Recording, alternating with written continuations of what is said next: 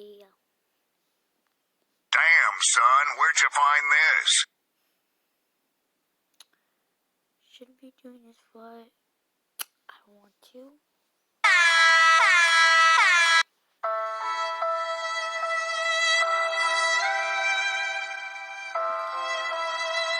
Smoke weed every day.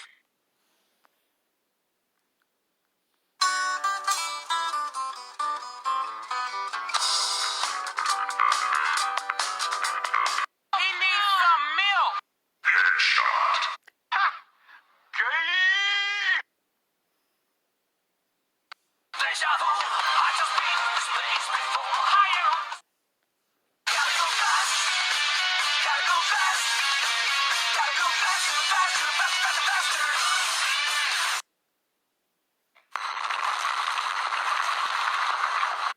お前はもう死んでいる。何？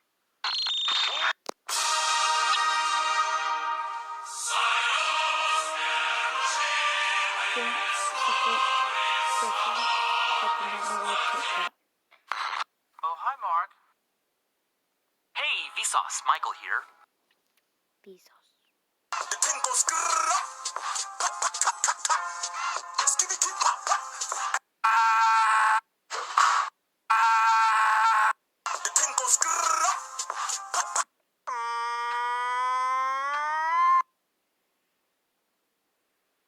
Do you know the way?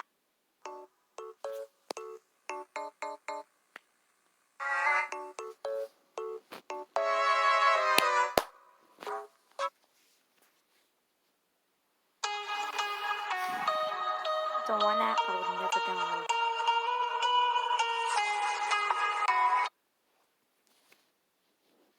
Finish him. Fatality. Comment down below if you like Exotic butters. What's 9 plus 10? the moment gear. Because I can.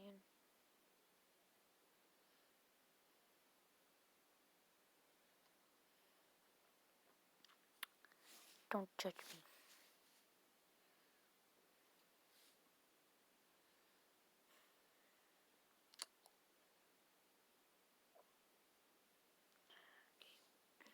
Okay, I'm just... These 4 games, which one should I play? Should I play the Marvel Champions, Snowball.io, Dream Piano, or PUBG? So speaking of PUBG, actually take out PUBG, Dream Piano, Snowball.io, or Marvel Champions. Now I'm gonna...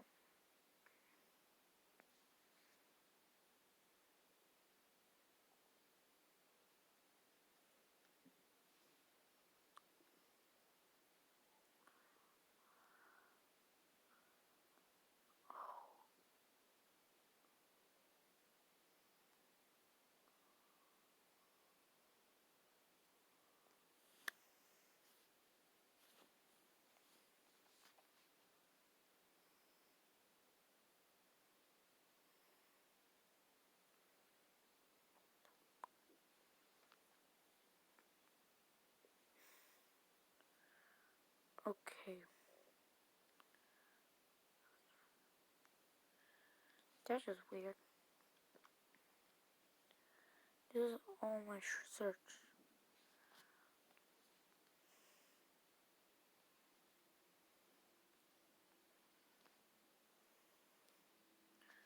Actually,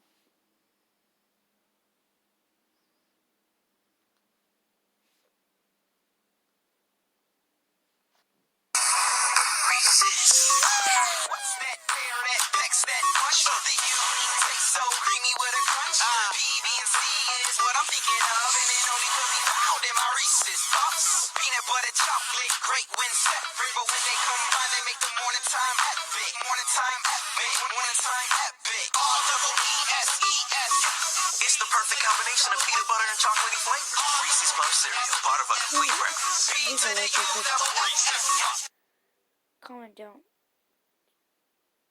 I was around 10 years old when this happened. Me and my 2 best friends and our parents were on a long vacation in Turkey in a very good and safe. Okay, I want to end it here, but One night, me and my two best friends who I'll call Tim and Phil for this video were staying at Tim's room in the hotel while our parents were in the hotel restaurant. The room wasn't bad. Actually, all of our rooms seemed safe. At least we thought it was. We were having a lot of fun watching Simpsons and playing Monopoly, but what happened that night still makes me have chills. So it was around 1 a.m. and our parents were late. Phil looked at them through the window and said, "They're still in that stupid restaurant." "Yeah, they told us they will come back until 11 p.m. I answered. Guys? Someone is knocking on the door," Tim said. "It's probably just room service," Phil said. Can we not open the door?" I said. I was pretty scared in that situation. I was only 10, and my friends were only 2 and 3 years older than me. So we were all pretty much defenseless children in the room. Tim, who was the oldest, answered, "Oh, come on, it's just room service." The guy on the other side of the door said, Hello. Can you please open the door? When he said that, we were all scared. In a couple of minutes of silence, he said in a louder voice, Open the goddamn door. I started crying because I knew he was in room service, because if he was, he would have talked in Turkish. I was in shock as in that moment I realized that this strange guy is using a fake ID card to open the door. Tim grabbed both of us and we ran to the bathroom and locked the door. Luckily, the guy wasn't fast to get us. He was screaming to open the door. I said, "Look, a phone." Luckily, Tim's mom left her phone so we could call her if we needed anything. So Phil grabbed the phone and called his dad and told them the situation. And they came up to find the guy nowhere. They thought we were lying to them until the hotel manager showed them the footage. We found out that the man was stalking us and a couple other children. In a couple of days, police had finally caught him. He was a serial rapist and a pedophile. We were just lucky he wasn't fast to get us. I will never forget that night, as that was the worst day of my life. People. I wish they dead in hell.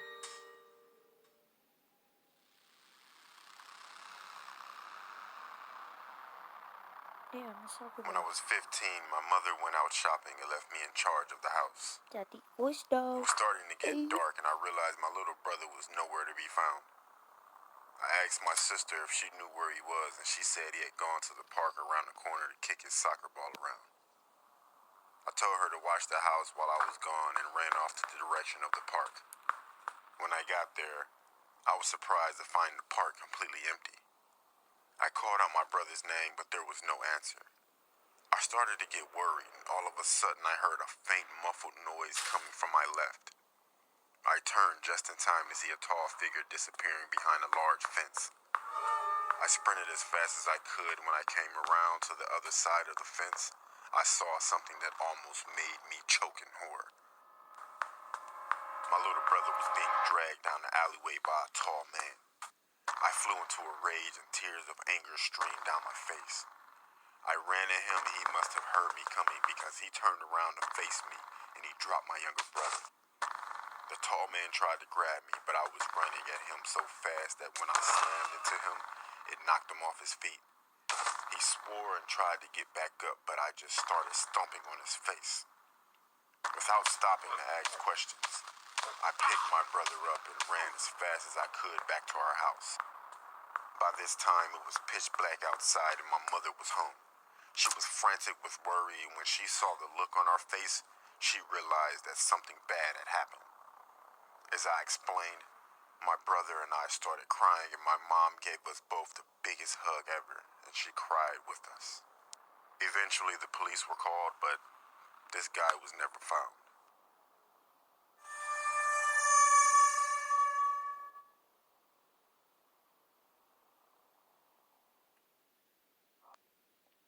What's the answer? Don't look at your classmates.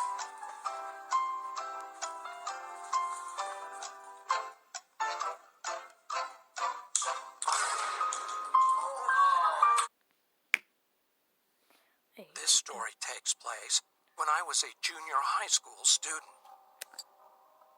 One morning during summer vacation, after my father went to work, my mother and I decided to visit my maternal grandmother, who lived in a rural area. Since my grandmother's house was located in the countryside, getting there required making a left turn, then driving for 5 minutes through a narrow, one-car-wide, unpaved road. There were rice fields and forest on the sides of the unpaved road. As soon as we arrived, I greeted my grandmother, then went into my youngest uncle's room.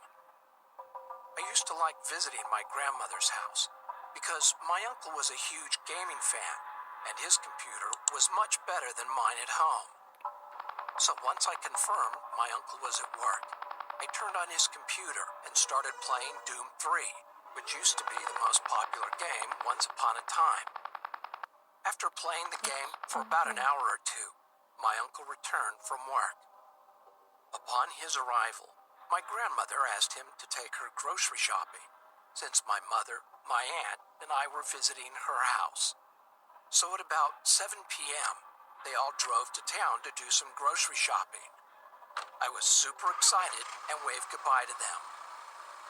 Since I think it is unnecessary to explain why I was excited, I'll just leave it. After enjoying about 90 minutes of free time, my uncle called. He said he was about to turn left on the road, but one of the front wheels was punctured, and asked me to bring him a new tire which was in the storage shed. As I said before, after making that left turn, it took about 5 minutes to drive through a narrow, unpaved single-lane road to see my grandmother's house, but it took about 20 to 30 minutes on foot. Now that I think about it, it was quite scary to walk on that road, especially at night. It had no streetlights and was surrounded by rice fields and forest. It was almost 9 p.m., and that area got quite dark at about 8 because it was in the country. So to be honest, I was really scared, but not wanting anyone to know I was a coward, I decided to go. I grabbed the tire, left the house, and started walking along the unpaved road. I could see my uncle shining his car's headlights toward me. That said, he was still quite far away from me, and the headlights looked like 2 big yellow dots. I was a bit relieved knowing my uncle and family were on the other end of this road, but the night was dark, which deepened my fear. You know, when you walk in the darkness, your eyes adjust, and you start to see unclear shapes. I felt like I could see someone standing in the rice field, and someone sitting down, resting his chin on his hands, and looking at me through the bushes. I broke out in a cold sweat, and held my legs to keep them from shaking. It felt scarier than being alone on a pitch-dark night, and because of the fear and the delusion I had created, I remember feeling really dizzy. I'm gonna finish this video. After walking for about 20 minutes, I looked towards my uncle's car and realized I was nearly there. Feeling happier, I rolled the tire faster. I rushed to hand over the tire to him as soon as possible, but saw something in front of me. I wasn't sure what it was because it was still a bit away from me, but it was something dark. Suddenly, I felt strange and slowed down. Since I wanted to determine what it was while still having some distance, I strained my head and neck trying to look carefully, but it was too dark. Although I was scared, I started to walk again, thinking, nothing is going to happen because I have my uncle and family about 300 meters away. But when I got closer to it, I stopped because it became clearly visible.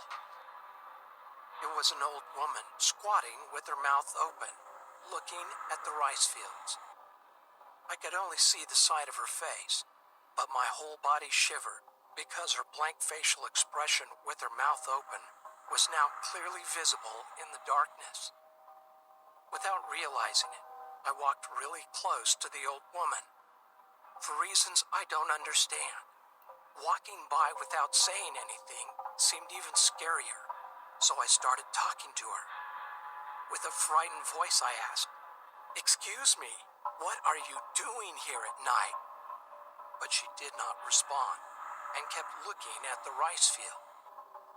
On the verge of crying, I shouted, "Excuse me!" She then looked at me, and I felt my heart tightening.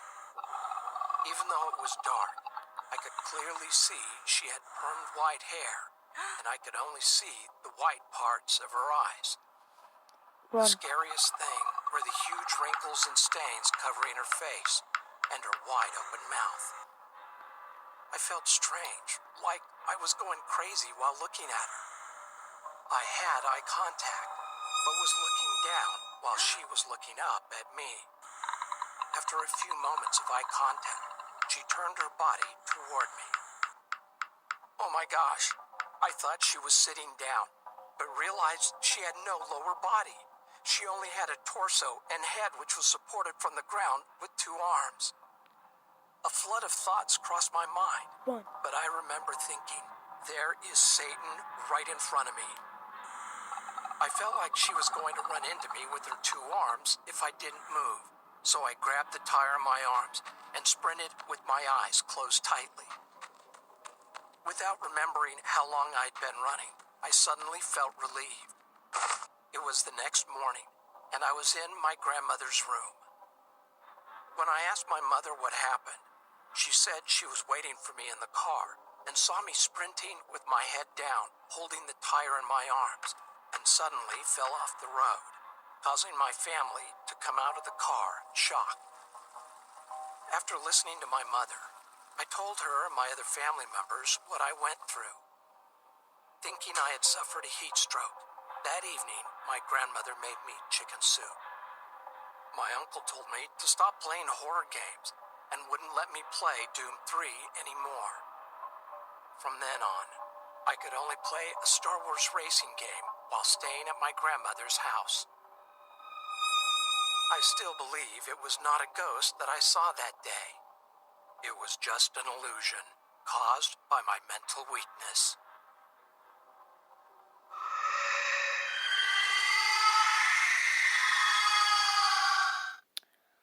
Later.